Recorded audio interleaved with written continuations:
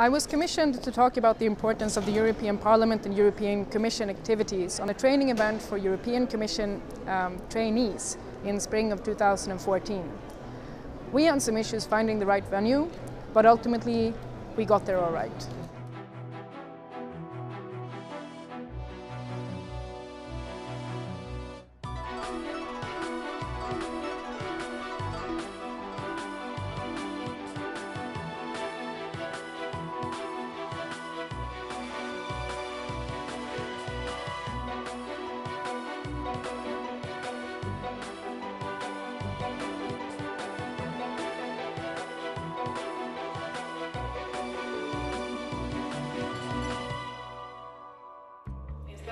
Institutionally, MEPs can be very, very powerful, and so I am the only representative of the European Parliament on this panel, yet I get to speak on behalf of all of the 766 MEPs, even though I don't really hold any formal representative power of the Parliament. I'm not the Vice Chairman of the committee, I'm not also in the Bureau of the Parliament, but individual MEPs can take a lot of power over political processes, and this is why it's very important for the European Commission to maintain very good relations with the member of the Parliament who gets responsible for a political dossier.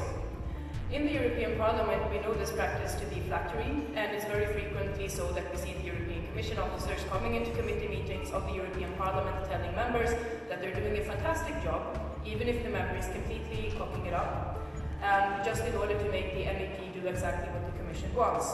Now, personally, my preference would be if the members of Parliament could have more integrity in their work, but also it's institutionally difficult, and at the end of the day, the Parliament is not an expert institution.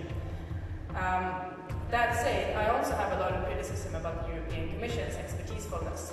I believe that a crucial flaw in building confidence and trust in the European institutions is that the Commission consistently fails to implement evidence-based policymaking.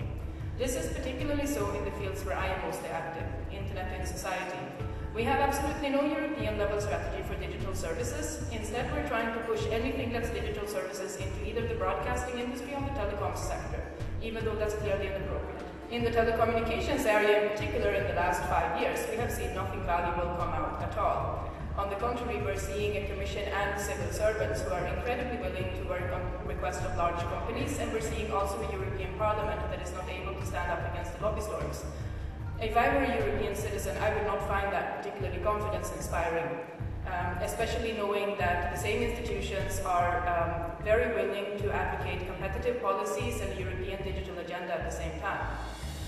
Recently, we figured out that one of these large proposals, which was made by the Commission last year in order to save the digital single market, in fact was kind of an order job by large investment banks. If you're working in that kind of institutional environment, how can you feel trust and confidence for the European institutions? Either you're making legislation for the telecommunications sector, or you're making it for the banks, but you shouldn't trick the Parliament. The second issue, which will be a challenge for the European Commission in the future, is actually copyright. After about 10 years of stalling severe political problems in the field of copyright, the European Commission opened a consultation procedure on the 5th of December 2013, after librarians were upset that copyright were making their work difficult. Of course, the challenge for the European Commission is that the copyright issue is incredibly contentious. So you have very strong interest groups pushing in all sorts of different directions.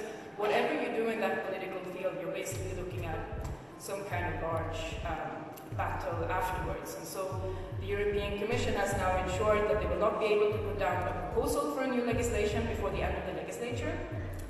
And the question is, my intel is that we have about 10,000 responses from citizens from all over Europe to the consultation. So will the next European Commission be able to pick up this challenge when 10,000 citizens decide to interact with the European Commission on terms established entirely by the European Commission without making a big fuss, no protests, just sending in the consultation guide? This is the big challenge for democratic legitimacy of the European institutions. Can the Commission answer to citizens' requests and problems when citizens actually bring them up?